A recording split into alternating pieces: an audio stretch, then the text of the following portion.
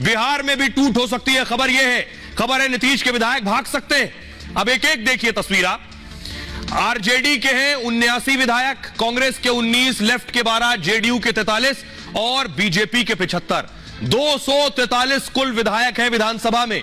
बहुमत के लिए 122 चाहिए। खबर है कि नीतीश के विधायक भाग सकते हैं। बिहार में बगावत के संकेत है। अलायंस में बगावत हो सकती है। पहली बगावत पार्टियों के भीतर होगी, दूसरी बगावत गठबंधन में होने के संकेत हैं। बगावत की आशंका से नीतीश कुमार डरे हुए हैं, सख्ते में है। खबर है जेडीयू टूटने वाली है। वो देखिए, जेडीयू के अभी 43 विधायक हैं। नीतीश के 24 विधायक पार्टी छोड़ेंगे। खबर यह है, कुछ और विधायक छोड़ने का मन बना रहे। जैसे ही आंकड़ा 30 पहुंचेगा, बगावत हो जाएगी। जेडीयू के पास आप देख रहे हैं फिलहाल 43 विधायक हैं। 43 से 45 विधायक जेडीयू के हैं। यह तो जेडीयू की बात हो गई, क्योंकि अगर 30 से ज्यादा टूटेंगे तभी दल बदल कानून लागू नहीं होगा। यह तैयारी है। 24 अभी बागी हो सकते हैं। कांग्रेस की स्थिति देखिए। अभी कांग्रेस की हालत क्या है? कांग्रेस के पास 19 विधायक है। इसमें 11 विधायक पाला बदलने को तैयार हैं। बागी गुट को 2 और विधायकों का इंतजार है, ताकि उन पर दल बदल कानून लागू ना हो सके। तो 19 में 11 कांग्रेस में दल बदल कर सकते हैं। खबर है कि लेफ्ट की हालत देखिए जरा। लेफ्ट के पास है 12। लेफ्ट भी राइट होने वाली है। लेफ्ट के 9 विधायक पार्टी छोड़ने को तैयार हैं। यहां दल बदल कानून का कोई पेच नहीं है, क्योंकि लेफ्ट के पास विधायक ही कुल 12 है। ऐसे में नीतीश पर तलवार लटक गई है, क्योंकि अभी नीतीश के पास बहुमत है। नीतीश सरकार के पास 161 विधायक हैं, और अगर टूट हुई तो नीतीश अल्पमत में आ जाएंगे और सरकार गिर जाएगी। अब मैं आपको सुनवाता हूं, सुनिए जरा क्या कुछ कह रहे हैं नीतीश कुमार, और बीजेपी उन पर कैसे पलटवार कर रही है।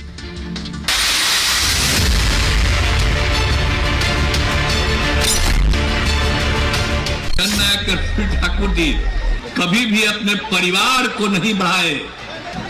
और एक ही बात जान लीजिए कि जननायक कर्पूरी ठाकुर जी से ही सीख करके हमने भी अपने किसी परिवार को आज तक नहीं बढ़ाया है। यह पक्का जान लीजिए।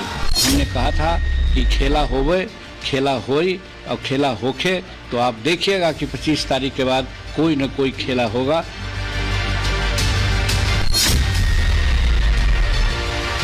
हमारे नजर में नहीं हुआ, आपके नजर में है ना। आँख का इलाज हो सकता है, नजरिया का नहीं हो सकता। 17 में भी दरवाजा खुल गया, खिड़की खुल गया। दरवाजा खुल गया, दरवाजा खुलते रहता है। आने जाने वाले दरवाजा पर आते हैं, उनके लिए दरवाजा सदा सर्वदा बंद है। महागठबंधन में कभी औलिज बिल नहीं था। अब मुख्यमंत्री कुर्सी के लिए कितना समझौता करेंगे, अब वो जाने। अब बीजेपी कुछ भी कहने को स्वतंत्र है, जाहिर तौर पर हमारी तारीफ तो करेगी रही।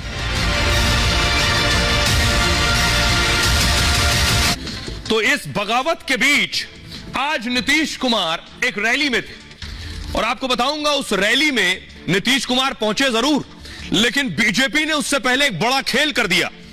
तस्वीर देखिए पहले नीतीश की रैली की।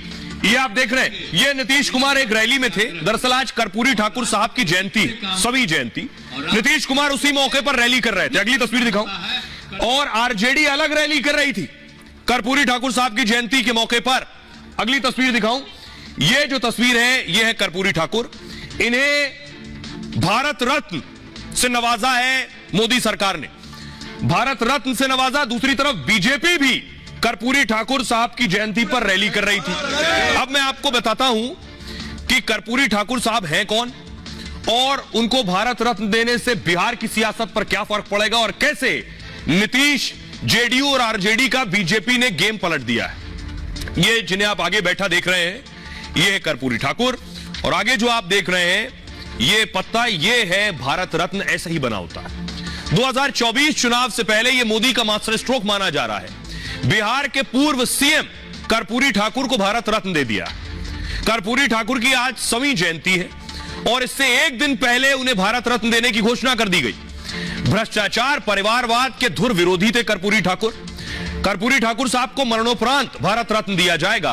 भारत रत्न देश का सबसे बड़ा सम्मान है। इसके तहत एक प्रमाण पत्र दिया जाता है, साथ ही भारत सरकार की तरफ से मेडल दिया जाता है। भारत रत्न के साथ कोई धनराशि नहीं मिलती।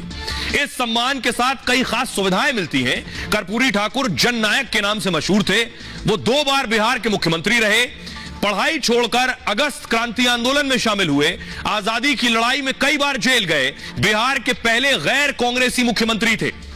आज जिस ओबीसी आरक्षण की आप चर्चा सुन रहे हैं, कर्पूरी ठाकुर साहब इसे बिहार में लागू कर चुके थे बहुत पहले। एससी एसटी के अलावा ओबीसी को आरक्षण दिया था। ओबीसी आरक्षण वाला बिहार देश का पहला राज्य था। मंडल कमीशन से काफी पहले ओबीसी आरक्षण लागू हुआ। महिलाओं और सवर्ण में आर्थिक पिछड़ों को भी आरक्षण दिया था।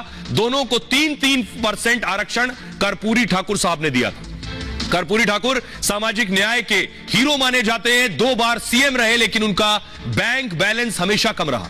सीएम आवास में भी जमीन पर सोया करते थे। 1988 में जब निधन हुआ तो उनका घर तक नहीं था उनके पास। कर्पूरी ठाकुर नाई समुदाय से थे, पिछड़े वर्गों के हितों की वकालत करते थे। लालू, नीतीश, रामविलास इनके आंदोलन से जुड़े थे। कई मौकों पर इन नेताओं ने कर्पूरी ठाकुर को अपना गुरु बताया। कर्पूरी ठाकुर को भारत रत्न देकर मोदी सरकार ने फिर चौंका दिया। पीएम मोदी के बिहार दौरे से पहले इसका ऐलान किया गया। 4 फरवरी को मोदी बेतिया में रैली करने वाले हैं। नीतीश 2024 चुनाव में ओबीसी कार्ड खेलने की कोशिश में मोदी सरकार ने नीतीश के ओबीसी कार्ड को कुंद कर दिया है। 2023 में जातीय जनगणना के मुताबिक बिहार में ईबीसी 36% है और ओबीसी 27% के करीब है। लालू नीतीश के जातीय समीकरण को इसके जरिए काउंटर दिया गया है। अब मोदी ने जब कर्पूरी ठाकुर को भारत रत्न से नवाजा, घोषणा की, सुनिए जरा प्रधानमंत्री मोदी क्या कह रहे हैं और कर्पूरी ठाकुर साहब के सुपुत्र रामनाथ ठाकुर क्या कह रहे हैं, उन्हें भी सुनिए। ये बीजेपी की हमारी सरकार का सौभाग्य है कि उसे जननायक कर्पूरी ठाकुर को भारत रत्न से सम्मानित करने का अवसर मिला। बेहद गरीबी और सामाजिक असमानता जैसी चुनौतियों से लड़ते हुए वो राष्ट्र जीवन में बहुत ऊंचे मुकाम पर पहुंचे थे। वो 2 बार बिहार के मुख्यमंत्री भी रहे थे। इसके बावजूद अपना विनम्र स्वभाव और समाज के सभी वर्गों के लिए काम करना कभी नहीं छोड़ा। 30 वर्षों के संघर्ष के बाद भारत सरकार ने जननायक कर्पूरी ठाकुर जी को भारत रत्न की उपाधि देने का बहुत अच्छा काम किया है। मैं अपनी तरफ से, बिहारवासियों की तरफ से, शोषित, पीड़ित, लांछित की तरफ से उन्हें बधाई देता हूं। प्रधानमंत्री जी ने मेरी बधाई को स्वीकार किया और कहा कि 26 जनवरी के बाद आप सभी आए मेरे घर पर। मैं आप लोगों को से बातचीत करूंगा और आपसे बातचीत के बाद आशीर्वाद दूंगा।